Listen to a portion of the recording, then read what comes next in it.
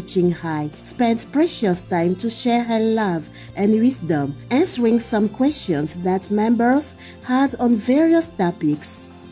Today, we are blessed to present the insightful conference entitled New Year's Eve Ghost Stories Part 2 of 8 on Between Master and Disciples, given in English on December 31st, 2020.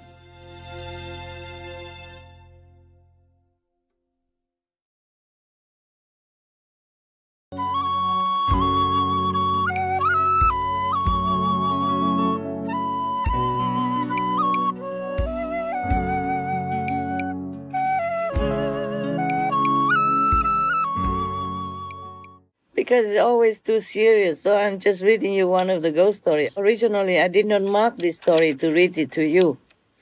But today I was thinking to read something to you. And then I came upon this page. So I thought, oh, never mind, I'm going to scare them for a change. There are a couple of ghost stories. Actually, one is about a ghost, one is about a snake that became a beautiful woman. Both are kind of out of outer world, you know? It's not like human story. A human, but not only half human story. So, which one you like? The snake or the man with two wives? One ghost and one human. The snake. The snake. Snake? Okay, snake it is. Just because he became a beautiful woman, huh? You watch it. Now. Now it's like this. This is a story about a snake. I have to mark it so I know that I already read it. Mostly I just mark those, religious kind of stories, yeah? About the Jewish tradition and all that. But that we will have time for all that, okay? Today is almost like New Year, huh? Yes. And after midnight already, right? Yes. What time is it? 1:31. Wow. Aren't we good, huh? We really work day and night, no? Okay, so we spare some time today to talk about the snake. Thank you, Master. This story happened a few thousand years ago. In Vietnam, we also have a story. I also have a book. And in that book, mentioned also several snakes, that became a woman. Yeah. And lure the men, yeah, to make trouble for them. Some make trouble, some just to make them fall in love. Okay, this story is about a troublemaker snake. A few thousand years ago, like long time ago. Yes. There was a handsome young man. He's a horse rider. One time he rode across the desert. And then suddenly he saw one beautiful woman, beautiful girl, standing in the sand. They say in the sand, not on the sand, so maybe she's half buried or something. Maybe she covered her feet. He was so startled because of her beauty. She's out of this world beauty. And then he got the coup de foudre. That means say love at first sight, yeah? Yes, Master. Yeah. That in French, I get coup de foudre, no? Yes, Master. Yeah, means you have got the lightning of love. The lightning of love strikes you.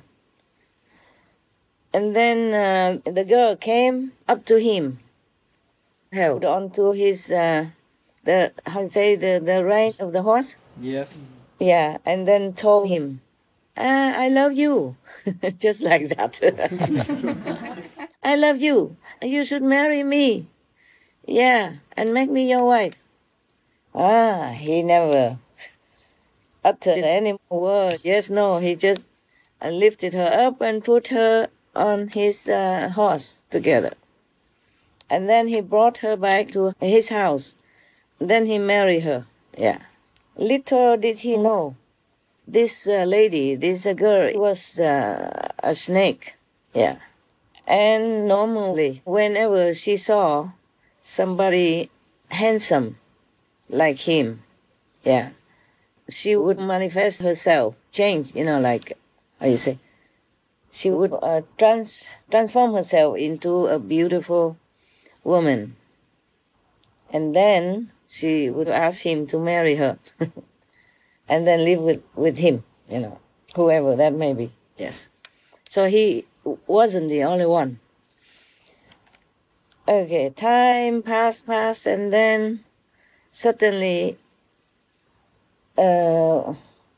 this handsome young man slowly fell unwell, and then he fell ill, seriously. And day after day, he was getting worse and worse.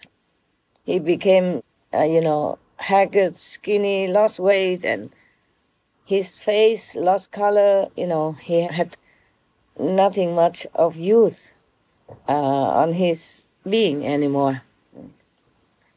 He went to see many doctors, but none of them can guess or can, diagnose what's wrong with him. Yes. And they also don't know how to cure it because they cannot diagnose what's wrong with him. And because of that, day in, day out, day after day, he became weaker and weaker, yeah, and losing more and more weight.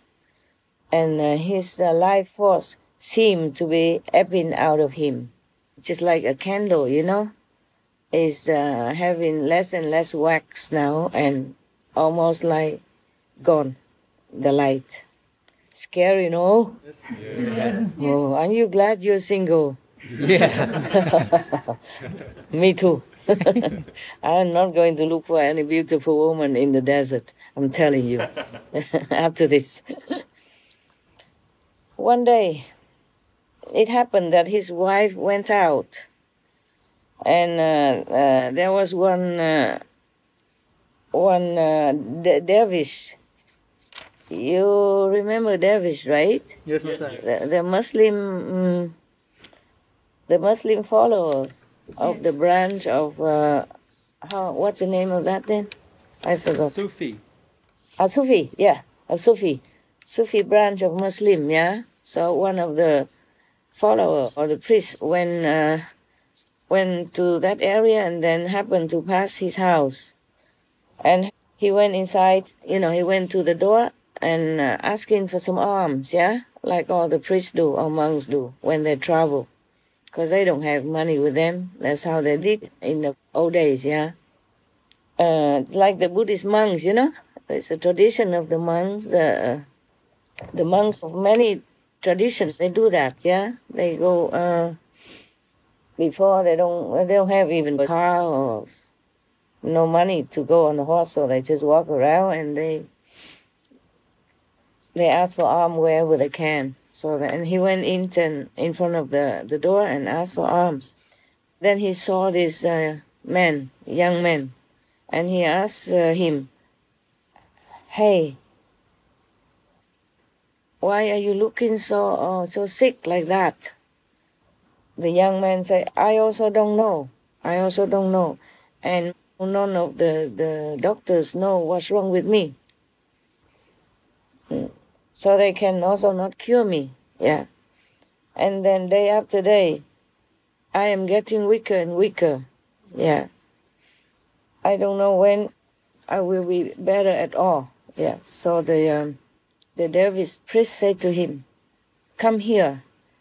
Give me your hand. I have a look." He was looking into his palm, yeah? And he said to him, "You have a wife, right?" He said, Yes, I'm married." So the dervish asked him, "Do you sleep with your wife at night?" The young man said, Of course. Yeah, but do you ever see your wife get up at midnight and go out of the room? He said, No, I never pay attention. So the dervish told him, I have to tell you something regretfully, that your wife is not a human. she's a snake. Oh. Oh, and then the man was very, very aghast. He could not dare to believe it, to believe what the dervish priest said. So and then the dervish priest said to him, okay, if you don't believe me, then you can try this and that. Okay? So the man said, well, please tell me what to do. So the dervish said, okay, you, today, when she cooked the soup, you put a lot of salt into her soup. Yes. And then you empty all the water in the house. None of the drop of water should be left. Don't leave any drop of water inside the house. But before that, you hide the key so she cannot go out. Yeah. And before that, you cut one of your fingers. And then you put salt on the wound so that the whole night you will be feeling very painful, so you won't be able to sleep. Okay? Like that you can see if she comes out or do something or not. All right. So, the man did exactly everything like the dervish priest told him. And then he pretended to lie down and sleep immediately.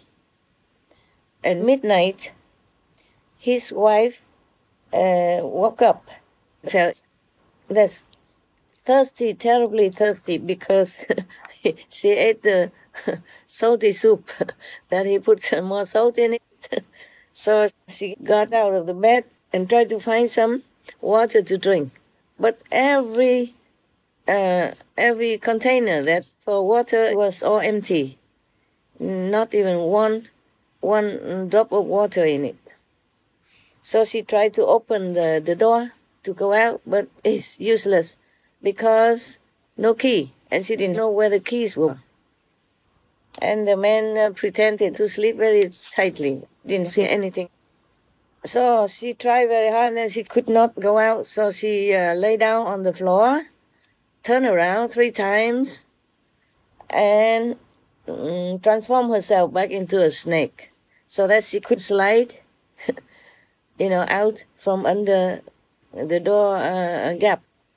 Okay, so she went out to the well outside, in the garden, and then hung herself down to drink some water from the well.